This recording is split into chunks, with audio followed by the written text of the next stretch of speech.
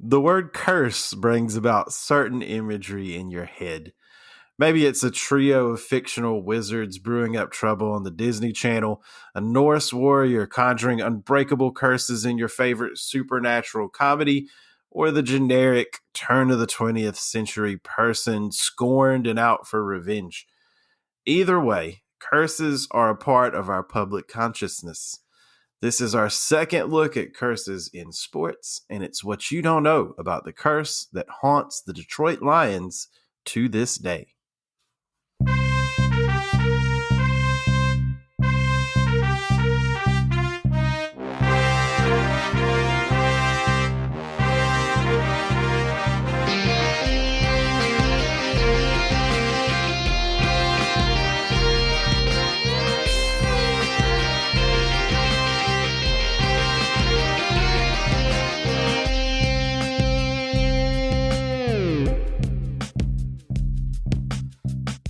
Welcome to What You Don't Know About Sports, where we delve into the forgotten stories, teams, and athletes of sports history and question widely held takes on today's sports. I'm Matt, and this is Blake.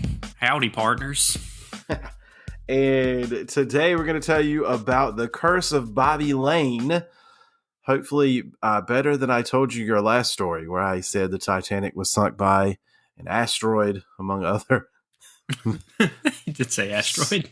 other speaking mistakes. Armageddon and Titanic all at one time. Same thing. Yeah. Blake, before we get into the story, what trade or player movement, what transaction made you the angriest or the most upset, disappointed in your sports fandom? Well, I'm not a fan of a particular team, professional sports team, really any professional sports team. My only true allegiance is to a certain university nearby. Go Tar Heels. But those don't really have. I mean, they have like transfers and stuff, and some of them have been confusing and weird over times. But I will say that that throughout this person's career, I was a fan of his, and I believe that his original team didn't give him. I thought he was done and didn't give him enough of a chance after a pretty severe injury, and that would be Peyton Manning being released by the Colts. He had a bad neck injury. You never know how that's going to come back. He's getting older. And they knew Andrew Luck was coming down the pipeline, right? And so they were like, we got a Super Bowl out of this old guy. Let's take a chance on some new blood or something. And little did they know, Luck never won them a Super Bowl, and Manning went on to win one with the Broncos. So that was a confusing one, just because like you'd think he would have earned his keep there, you know, and they still released him even after everything he did. I hate when teams do that to players. Like, ultimately it's a business. I get it. But at some point, the players earned a little bit more respect than that, right? Is that just me?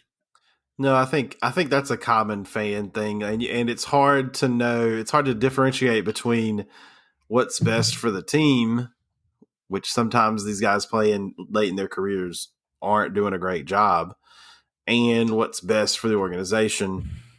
You know, best case scenario, you get something like what Albert Pujols is doing currently with the Cardinals, where he's only hitting against left-handers, and currently, as of this recording, is hitting tremendously against left-handers.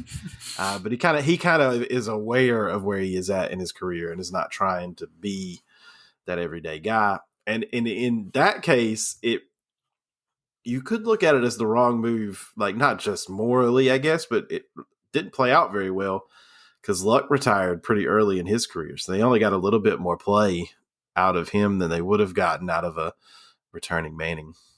I was interested to see how you answered that question, because I know you're like the new style fan that's into players and storylines and stuff more than a team, which there's nothing wrong with. I appreciate the people. Yeah. In professional sports, I appreciate the people and the athletes more. Yeah. I've just never had an allegiance. I don't know. Yeah. For me, to illustrate why maybe allegiances aren't the best, mine was, I think, in one summer.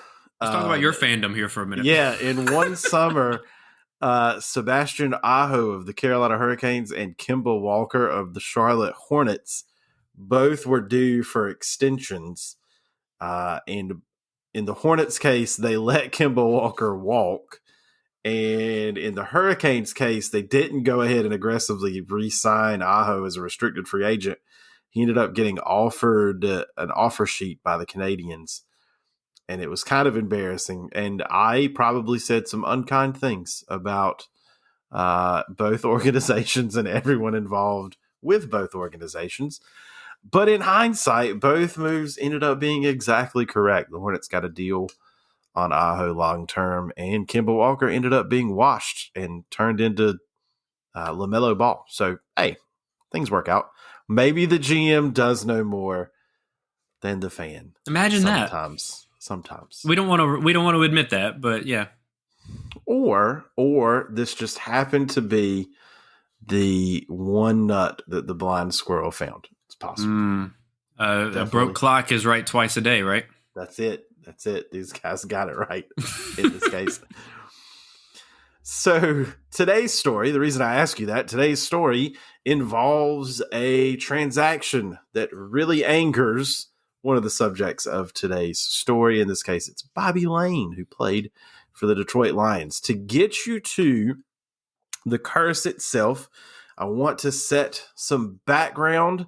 Going to give you a little bit of history about the Detroit Lions, which sounds like the worst history lesson ever, but there's some rich stuff in the Detroit Lions history that is part of the reason why this curse is, the potential curse anyway, is so fun. So the Detroit Lions actually started as the Portsmouth Spartans out of Portsmouth, Ohio, which is a town I know everyone is intimately familiar with. Yeah. Other than this, I don't think I've ever heard of it. Nope. It became, at the time of it joining the NFL, it was the second smallest city to that point in league history. The smallest, of course, is the one that is still the smallest, Green Bay, home of the Packers. The upstart Spartans were second in their second year. That's not the second year of league history. It's just the second year they existed. So akin to an expansion team making a big move in today's game. They actually defeated the defending champion Packers in a game where the 11 players that started for the Spartans played the entire game, both sides of the ball and special teams. 11 players. It was called the Iron Man game. Godzilla, that sounds rough. No subs for 60 minutes. Whew. That's tough. I mean, Iron Man was a thing back then, but not the same 11 people doing the whole game. But they beat the Packers doing that. By 1932, they would be involved in the very first playoff game in NFL history.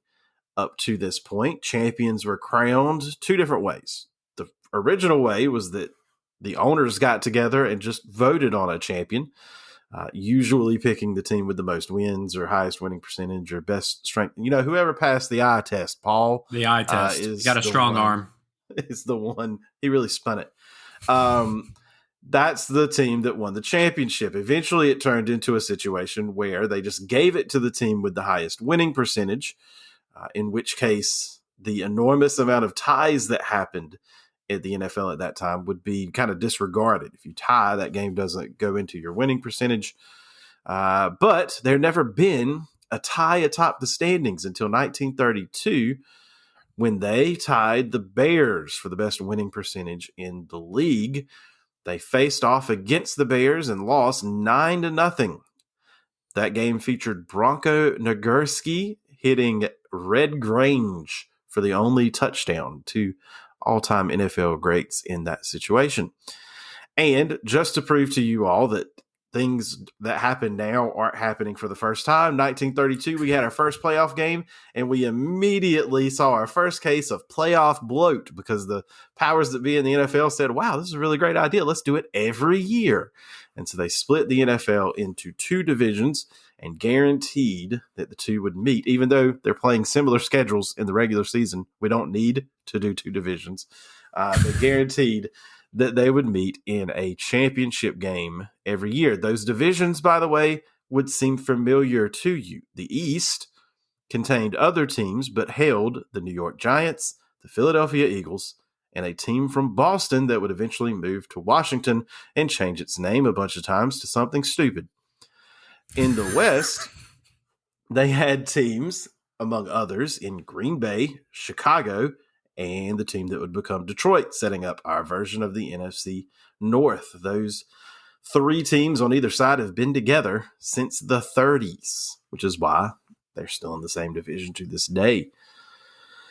The team ran into a bunch of debt despite being in that title game in 1932 and eventually were bought by an NBC executive in Detroit and moved to Detroit to become the Lions. The name was picked because he wanted to create the king of the NFL, like the king of the jungle, and also because the Tigers were already there, and you can't pick the Bears because they already exist in Chicago. How cute. I want to be the king of the jungle. I want my team to be the king of the league. What is more royal than a lion? Exactly. How cute is that? Well, an actual king, I think, would be more royal than a lion. But like the Detroit Emperors. Yes. But as far as imagery goes,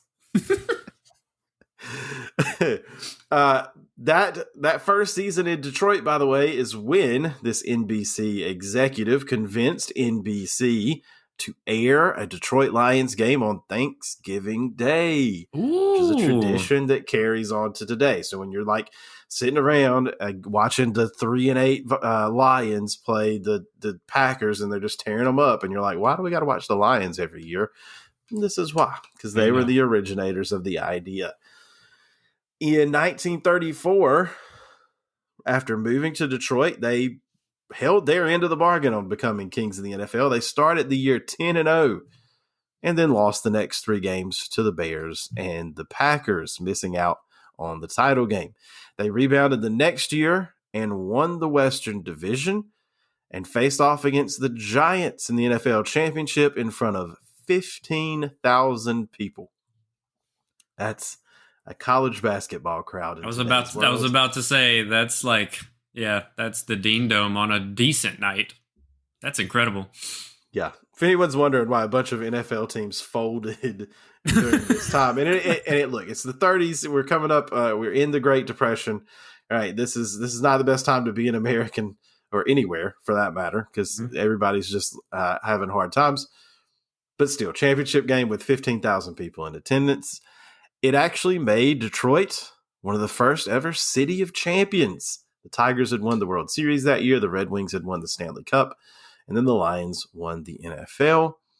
They had 2 third-place finishes following that season. Not very good. And then they had terrible performances leading to a 14-year playoff drought, which again was just the title game at that point. There were no other rounds, but they missed the playoffs 14 consecutive years going into the 1950s. That's the Detroit side of this confluence of events that's going to end up having them be cursed. What do you think so far? All of this is new to me because, of course, unless you're from Detroit or know someone from Detroit or know someone who's a fan of Detroit, you don't know any of this. Like you just don't necessarily know the history of a team that you've never followed personally. The thing that I think about every NFL season, and you alluded to it earlier, was the fact that Green Bay, Wisconsin has held on to an NFL team all these years. Like, how in the world is that possible? Like, that is such an anomaly, especially for their size, much less anything else, to have never left that area and never left that city, and to have such a rich history with owners and coaches and players, and it's pretty incredible, actually, the fact that they have stayed there all this time. Stayed there and never rebranded. They're still named after the fact that their players played at a meatpacking or worked at a meatpacking plant originally, which is outside of like not even that. Oakland Athletics have rebranded to just the A's most of the time, right? So they've even kind of hidden some of that ancient pre-marketing history. So yeah, It's Everything wild. about the Packers is an anomaly, really. Everything. Yeah. Everything. Literally all of it. The fact they have 2 Super Bowl rings in the last 35 years. Despite having back-to-back Hall of Fame quarterbacks, yes. Despite having generational quarterbacks, they've only won twice. But I digress. Everything about the Packers is weird. All right. So the second half of this cursing situation is Bobby Layne himself. So let's jump into the 1950s, where Bobby Layne is attending the University of Texas. So actually, let me back up. We're going to be in the 40s first before we get to the 50s. He's at Texas in the 40s. He took an advantage of a new rule in the NCAA that allowed freshmen to play during World War II. Typically, freshmen in all sports were not allowed to play at this time. It would have been much later when that became a permanent rule where they were allowed to. But because we were in the midst of war, player availability was lower, they let freshmen play. So, as a freshman in 1944, Bobby Layne almost leads Texas to a Southwestern Conference title, losing their final game by a single point to TCU to miss out on that fact. I'm assuming this is when everybody started assuming that Texas was back. Hook 'em. I don't know. I don't know if this was is Texas back, or this was when Texas was here. Is this or when if they this left? was Like, right. Like, were they about to leave and like they're still on their way back? Did they yeah. get lost? Yes. Who knows? All I know is now that we've debated if Texas is back, we do qualify to be commentators on ESPN. Oh man, sign us up, Yeah. Longhorn Network. Texas Get is them. back. So, in his second year at Texas, they do win the Southwestern Conference Championship, and he, in the Cotton Bowl Classic, has one of the best games anybody's ever had, but definitely the best game of his career. To wit, here are two things that still exist as records. These are NCAA and Cotton Bowl records. He has the most touchdowns responsible for in a bowl game with 6. This has been tied by Chuck Long in 1984, Dan Lefevre in 2007, and Paul Smith in 2008. But no one has ever had 7 touchdowns in a bowl game. He also has the most points responsible for in a bowl game. They beat Missouri by scoring 40 points, and Bobby Layne was responsible for all 40 points in that game. He either threw or scored himself every single point that they scored. He also still holds a host of other Cotton Bowl records from that performance. Truly one of the best games anybody's ever had in NCAA history. In 1946, the team started the year ranked number 1. Tell me if you've ever heard this about Texas before. Well, wait a minute. I think I know where you're going. They started the year ranked number 1 and then lost to Rice and TCU, ended up finishing 3rd in the Southwest Conference, 15th nationally, and missed every single bowl game that was available. Have you ever in your life heard of Texas being overrated before? That does sound strangely familiar, even in recent times. I think I've heard that recently somewhere. I can't put my finger on it. Oh, someone voted for Texas to be in the top 25 This year. Come on. They just named their quarterback since that happened. They didn't even know who the quarterback was going to be, and they got a number 1 rating. Oh, get out of here. Some people just see Texas and they can't look past it. Anyway, 1947, he's going to play in a quote-unquote new T-form offense. Now, those are in air quotes because the T formation is basically the original football formation. It's where you got, your quarterback under center, and there are 3 running backs behind him. There's lots of different variations of this, but it was new to Texas, and it worked. He becomes an All-American for the second time, a first-team All-American for the very first time, and he finished 6th in Heisman voting that year.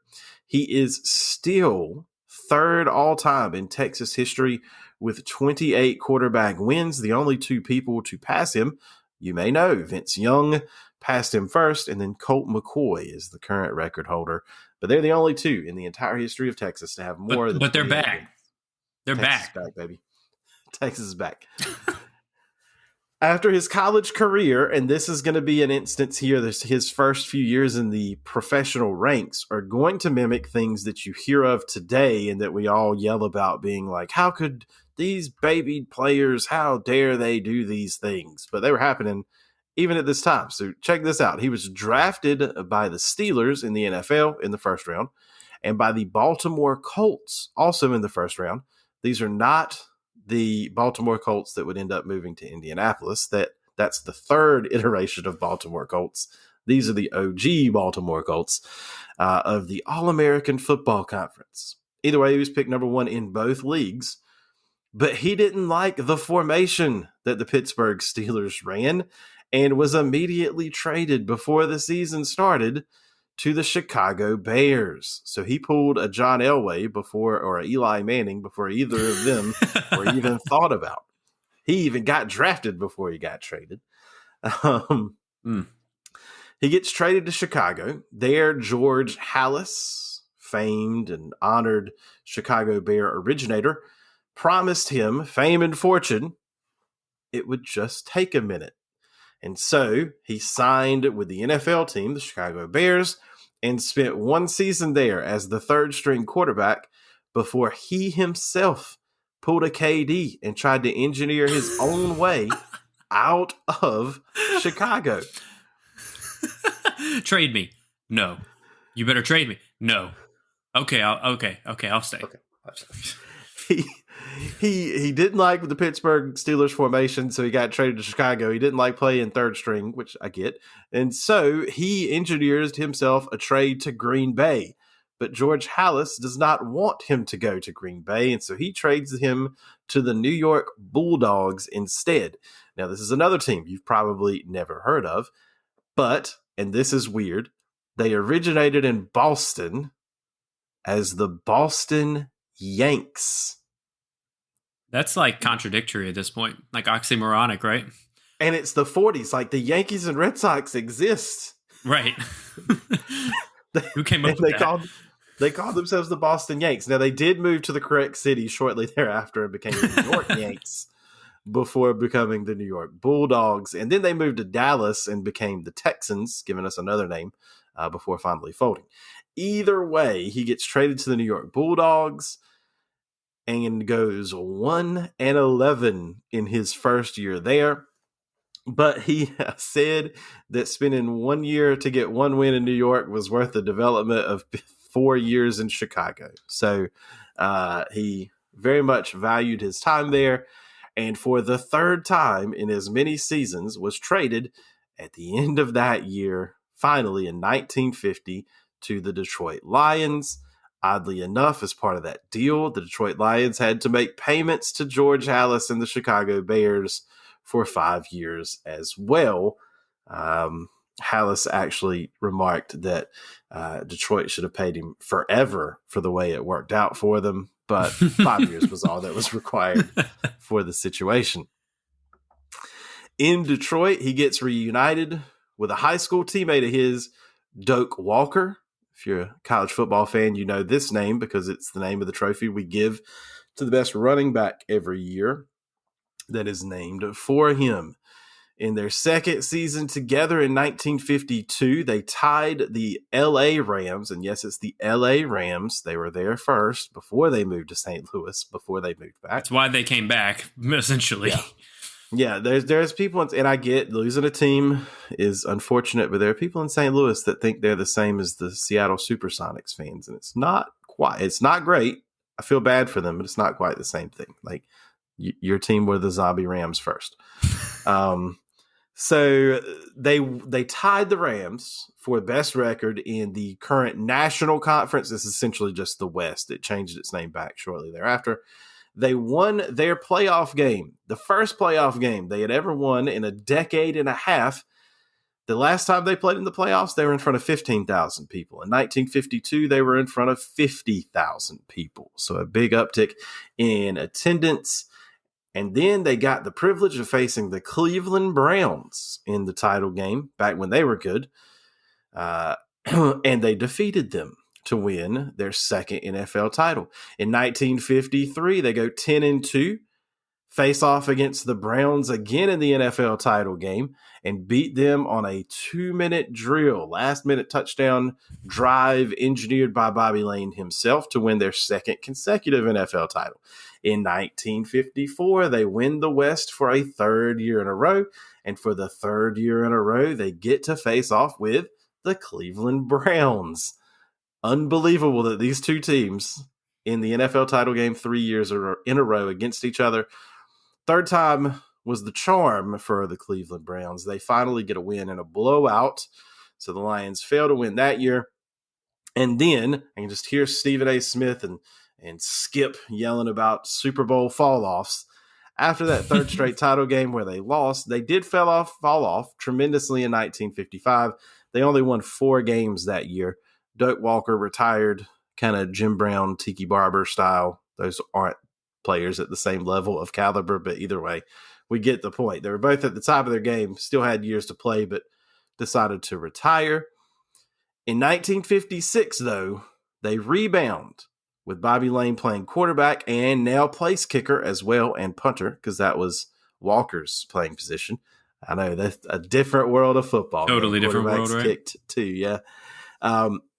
They missed the title game in 1956 by just a single point in one loss that kept them out of contention for the Western Division. And then in 1957, things go well again, despite several setbacks. The first setback is that their coach, Buddy Parker, left in the offseason to become the head coach of the Pittsburgh Steelers.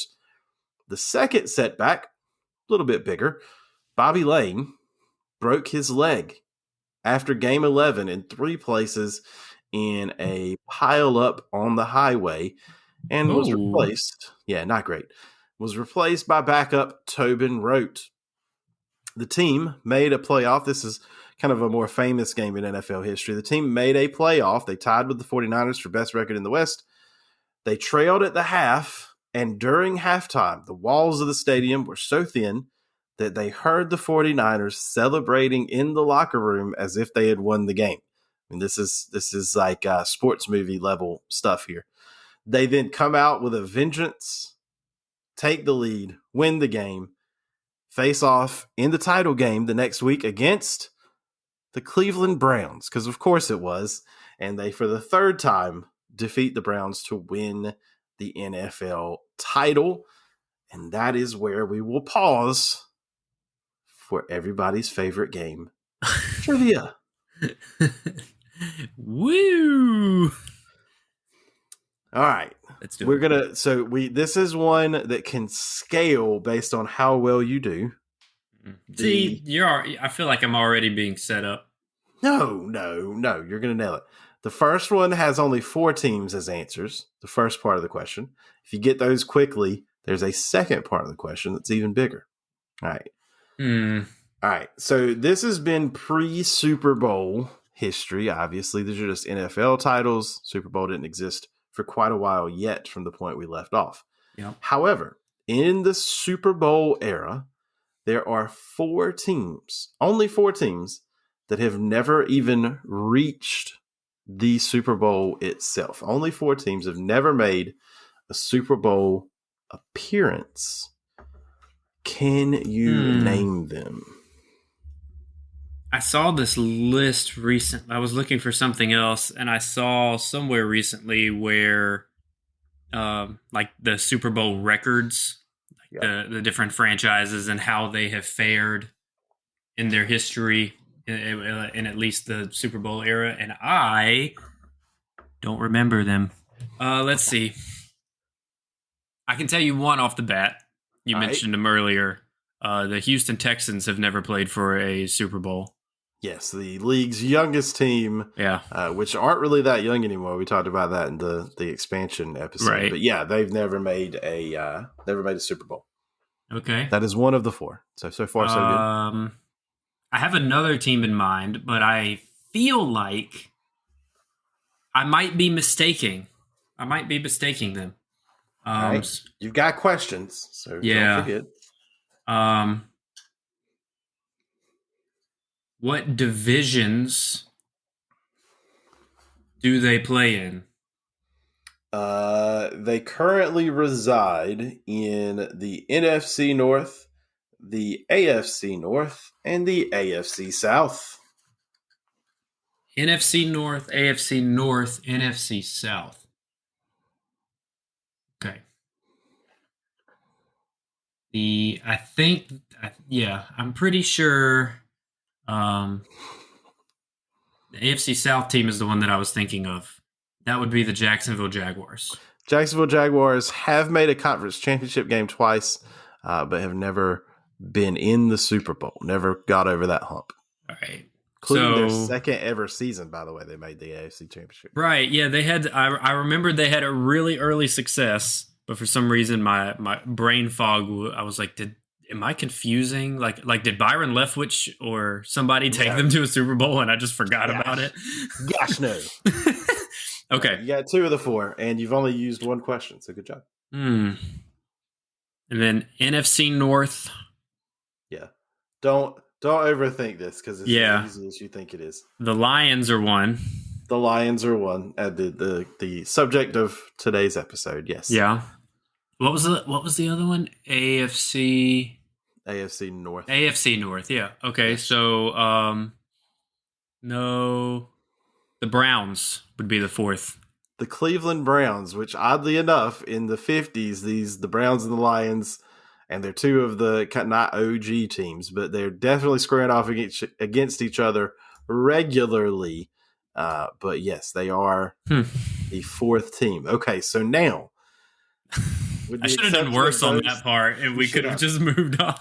There are 8 more teams that have never won the Super Bowl despite appearing in it. 8. So 12. Mm-hmm. 12 of the 32 current NFL teams have never won Super Bowl. Couldn't be my favorite team, but right. So we'll go with the Panthers. Panthers definitely 2 appearances, 0 wins. Right. Yeah, they were so close. They had like a they got vinataried. And then Cam Newton just looked at a fumble, so that one not quite the same. That was bad. Okay, so let's see. How many? 7 more. 7 more. Going around a map in my head. Yep. The Falcons never won. 2 appearances, no wins. Because also a heartbreaking defeat. We know the 28-3 rule. Yeah. It's like that's a curse in it. Maybe that's a new curse. The 20 is a 28-3 curse. Yeah. All right, let's stay. The Tennessee Titans. Tennessee Titans have only made 1 Super Bowl, and Kevin Dyson was just short.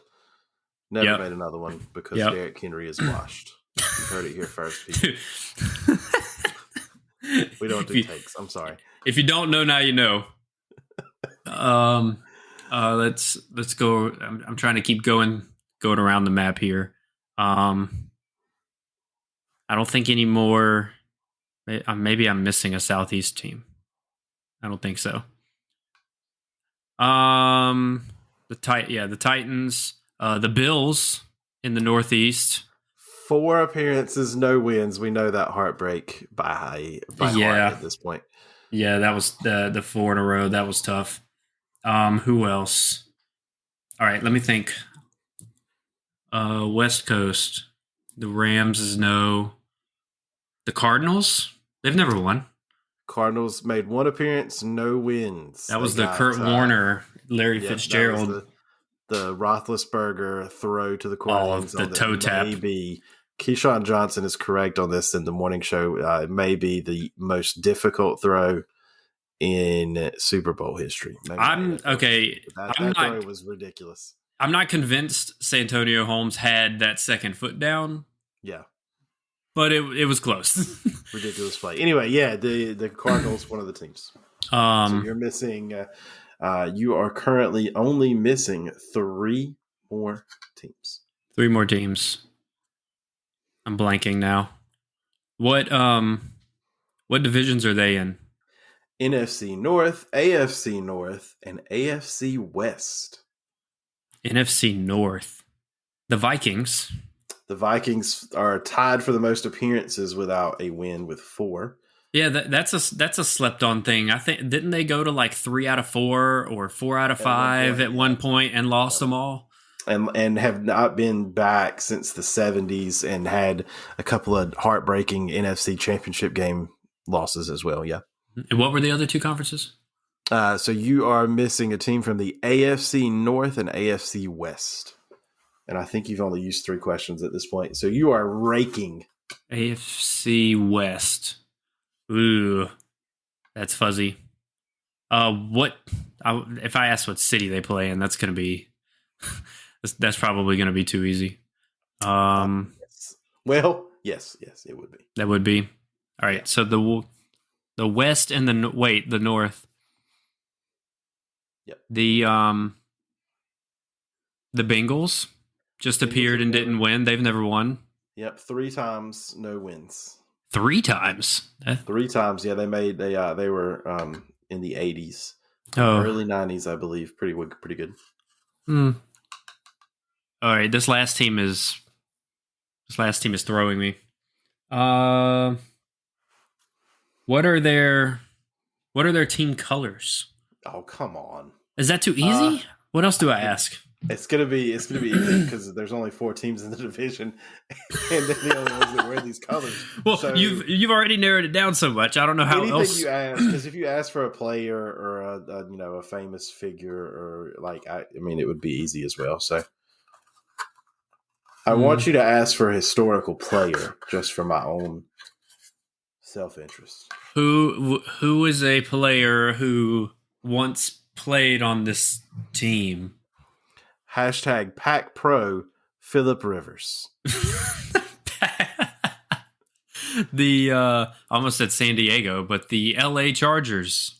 Yes, the LA Chargers appeared once in 1995 and lost to Steve Young and the 49ers. That's the famous get off my back, like monkey off his back situation, where they blew him out to win a Super Bowl of his own without Joe Montana. So there you go. Nailed all 12 with little assistance. That's pretty impressive. When you can narrow it down like the divisions like that and like makes it easier. Yeah, you compartmentalize it so much at that point. I mean, not to say it was like I'm not tooting my own horn, like that wasn't easy, but took some thought. Nailed it. All right, so let's get back to one of the teams that has never appeared in the Super Bowl, and maybe the reason why they've never appeared in the Super Bowl.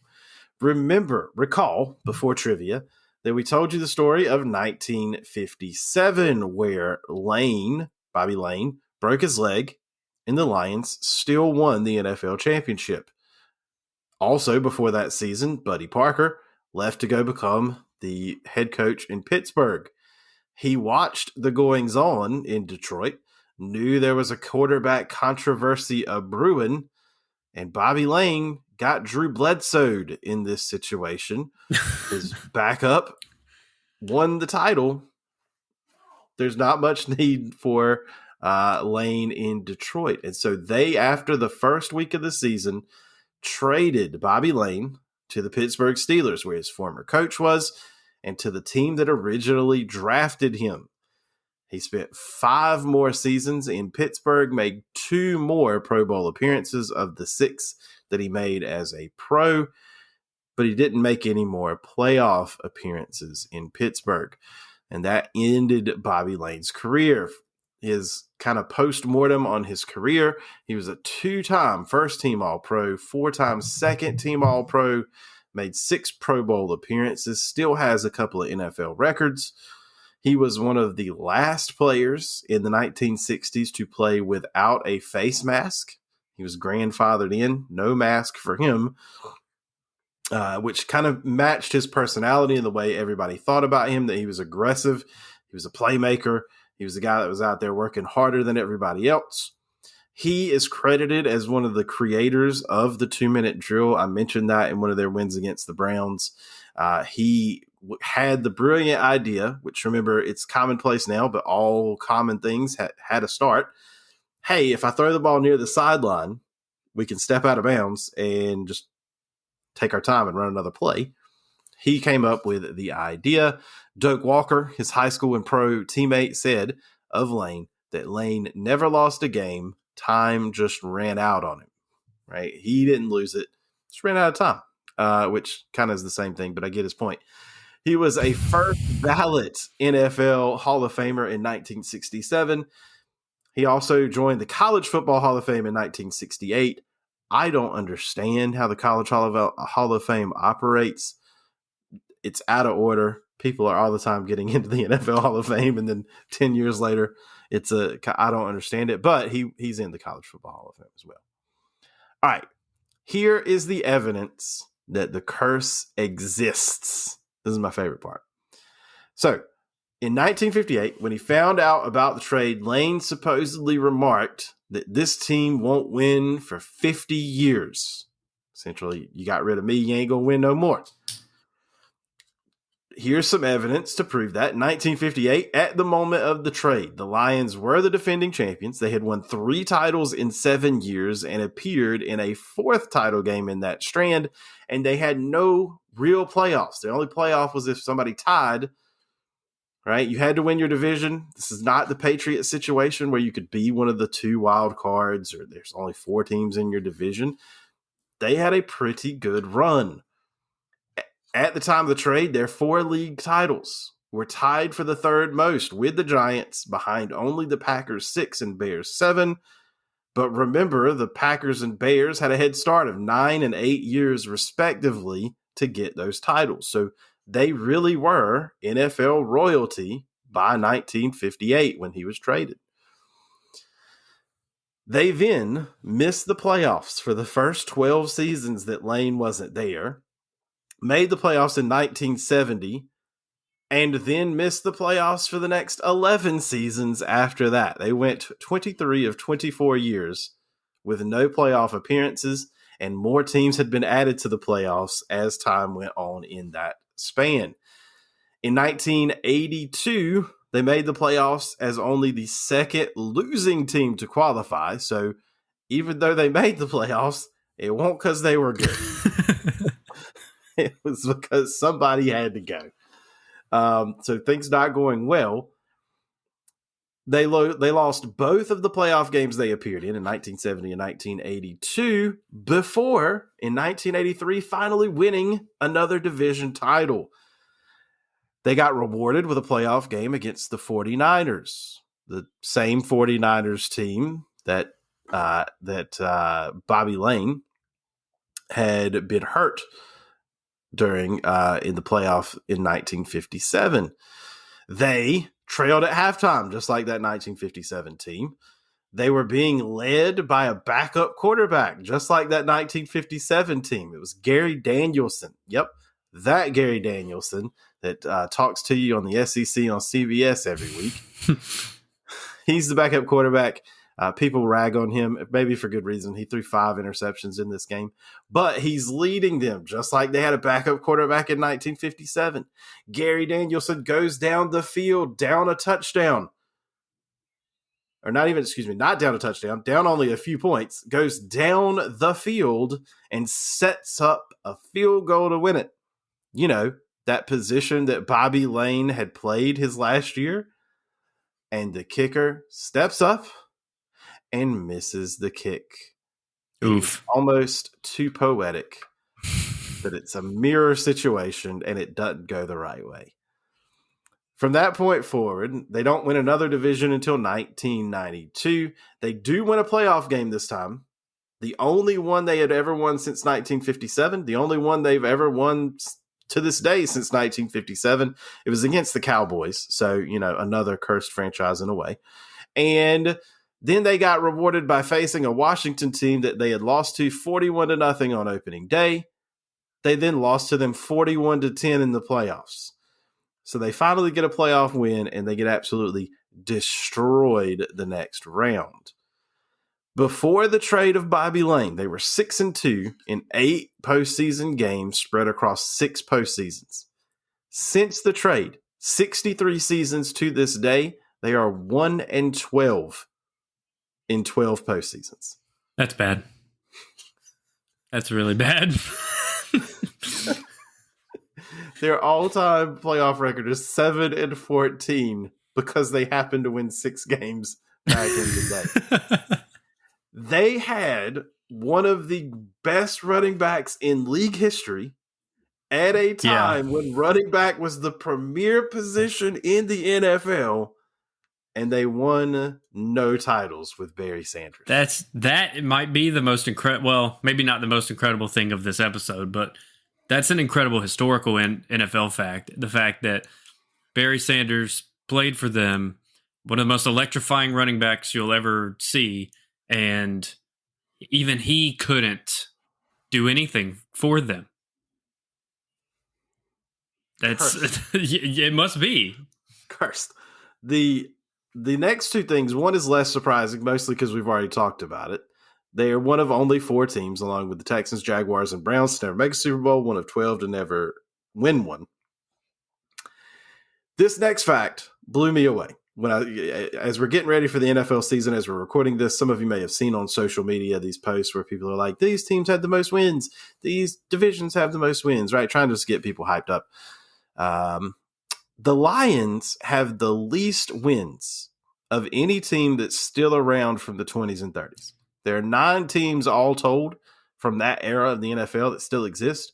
They're 9th. That's not the weird thing. That's not the weird thing. The weird thing is that they are only 9 wins ahead of the San Francisco 49ers, despite a 20-year head start. They are only 27 wins ahead of the Colts, despite a 23-year head start. And they're only 32 wins ahead of the Dallas Cowboys, who started as a franchise 30 years after the Detroit Lions. 32. The Cowboys spotted them like a win a year. That's all. That's the gap. How are you that bad? That a team that's 30 years after you is only 2 seasons behind. That's not good. And maybe I want to say part of it's like, yes, success is hard, and to be that close to a team that old, as speaking of the 49ers, the Colts, and the Cowboys, to be that close to a team that old, does it speak more against the Lions or more for those 3 teams who have almost caught them? I don't know. It's hard to make an argument. Being 9th for your era, because that success is hard, right? Yeah. The Bears have been bad for a really long time and they're first all time, but they started first too. Yeah, that's not bad. 9 games ahead of a team that started 20 years after you, that's not a good look. It's not a good look for the Lions, but it's also a great look for the teams to have almost caught them, because the success that those 3 have had is not the Cowboys, boo, but the 49ers and the Colts, at least, with everybody that they've had some really good teams. So it is incredible that they've almost caught up, but the Lions are like letting them. Yes. The last piece of evidence for the curse is one of the funnest and funniest. In 2006, the Pittsburgh Steelers were on a 26-year-long Super Bowl drought. They had a young quarterback, an old running back, and they ended up having a really good team that made the Super Bowl. It was the second Super Bowl to ever be played in Detroit. Bobby Layne's, the team they trade Bobby Layne to, ends up winning a Super Bowl in Detroit in 2006, one of the last years of the supposed curse. During the curse, a team that Bobby Layne got traded to won a Super Bowl in their city, but not for their team. Not for their team. And it's not like Detroit's regularly in the rotation. They got a Super Bowl when they built the Silver Dome, and then they built Ford Field and they got a Super Bowl. Like, that's the only time they're ever getting one, is the next time they build a new stadium. Yeah. It ain't a warm city. Nobody wants to go. It just happens to be the one that the Steelers win and break a drought. Not even like one of the ones the Steelers win late. It's the first one in 26 years. That's sus, as the kids would say. Here is, to be fair, evidence against the curse. Okay. The biggest piece of evidence against the curse is that the quote that started it itself is disputed. It was not published at the time in any newspaper of record that he said this. So he didn't actually say it to a reporter, and he didn't say it to a player who thought it was noteworthy enough or a friend to tell it to a reporter. It came about later, kind of happenstance, secondhand. So its veracity is less than other curses we know about. We know about the Billy Goat and the Cubs, and we know about Babe Ruth, even though that wasn't a actual thing. We know it happened and what happened from that. So the actual origination of the curse is heavily disputed. So, without that, can there really be a curse? Although I contend yes, because Babe Ruth, the curse of the Bambino, isn't something where Ruth was like, you guys will lose forever. It just happened that way. Yeah. The second evidence against the curse is that depending on your definition, the team did win. They made several playoff appearances. They had several seasons with winning records where they missed the playoffs, making up for that one time they made it with a losing record. They won 3 division championships, which is less than the 5 division championships they won in the before times, but it's 3. They had 6 playoff appearances with Barry Sanders. They didn't win a title, but 6 playoff appearances in the 90s from 91 to 99. That, depending on your definition of winning, could fix it.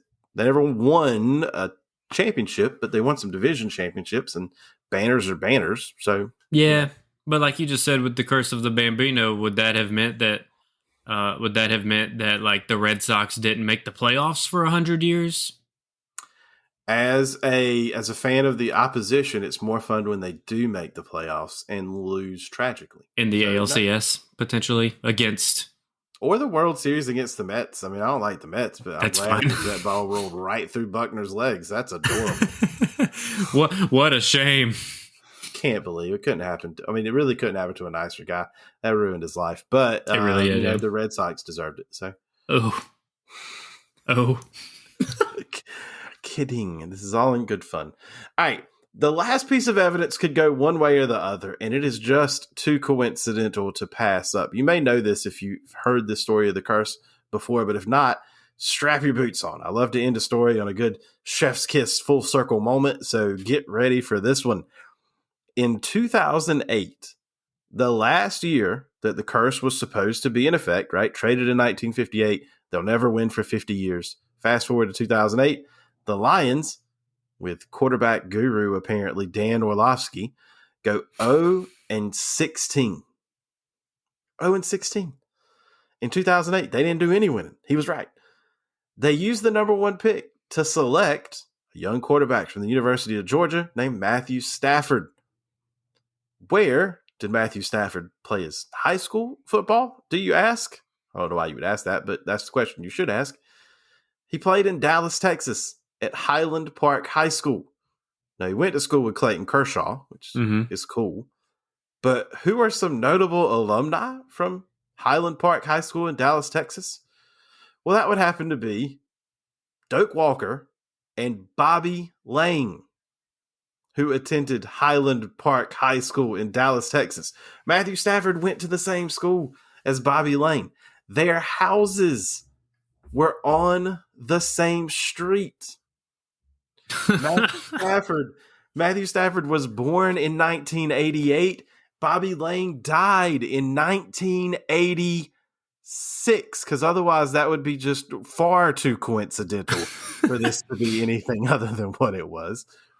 But everything else adds up. If this is a curse, the fact that they go 0-16 and draft a dude that plays Layne's position from Layne's hometown and his high school should be the end of the curse.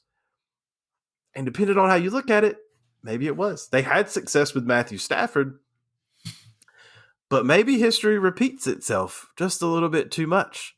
Because what did they do with Matthew Stafford? They traded him to the Los Angeles Rams. And what did he do immediately with the Los Angeles Rams? Won everything. I'm not saying that Bobby Layne cursed the Detroit Lions, But I am saying if he did, it probably wasn't 50 years that he said. It probably was some just backhanded, I hope this team never does anything. Mm-hmm. And the universe, whatever you believe in, heard it and said, same. Bet. It's statistically impossible that all these things happen to the Detroit Lions, although it's happened to the Browns the same way. Certainly feels like a curse to me. It does. But, that last piece just blows my mind. It does feel like a curse, especially with those coincidences.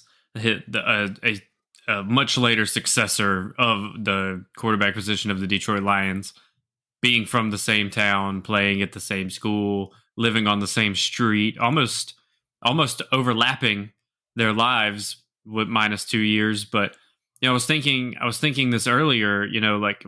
People may listen to Bobby Layne's "Get Me Out of Here" story from one team to another team to another team and stuff.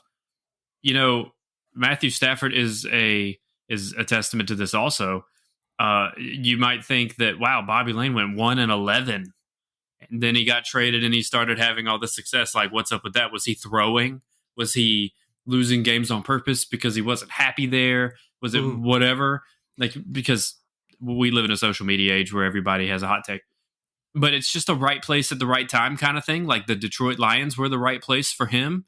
And that just what works, right? Matthew Stafford spent his whole career there, and it wasn't necessarily right because they didn't do any winning. He got put in a position where he could win, and he won. And that happens all the time. Coaches and franchises and leagues can either make or break an athlete's career based on the situation that they're put in. And it happens tragically in a lot of cases, and it elevates a lot of kids who would have never made that chance for themselves otherwise. So it's a pretty cool story about his success in Detroit, and then it's just really unfortunate that they pissed him off. That's all I'm going to say. Man, I don't know. I don't know. I don't know how curses work. I don't know who's responsible for curses. I don't know what kind of witchcraft that might be, but I don't want to find out. So if you enjoyed the episode, please don't curse us. Instead, let us know about something you want to hear. Send us some feedback. Give us some ideas, and we will do that for you. Any last thoughts? Our friend Ross is going to hate us. That's all I'm going to say. Yeah, we had Titans things and Texas making fun of Texas so much, and Boston Red Sox. Yeah, we apologize. We should probably do an apology at the end of every episode. We're very sorry to the people of Texas, Boston, and anyone else we may have offended in their sports fandom during the making of this episode. No fans were harmed. Yeah, all in good fun. Make fun of us too. It's all good. Please. Until next time, though, give us some feedback, and we hope you enjoyed it. Goodbye. Bye.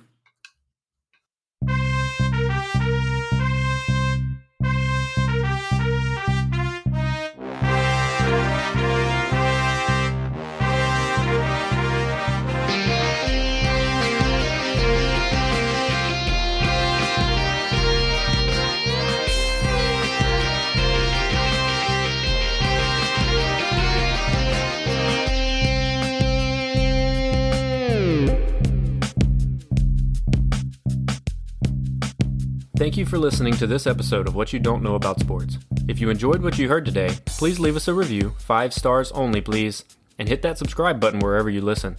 If you have a great sports story, we want to hear about it. You can connect with us on Facebook, Instagram, and Twitter at WYDKAS Podcast, and on our YouTube channel at What You Don't Know About Sports Podcast. All episodes are written, recorded, and edited by us. Stay tuned for the next episode.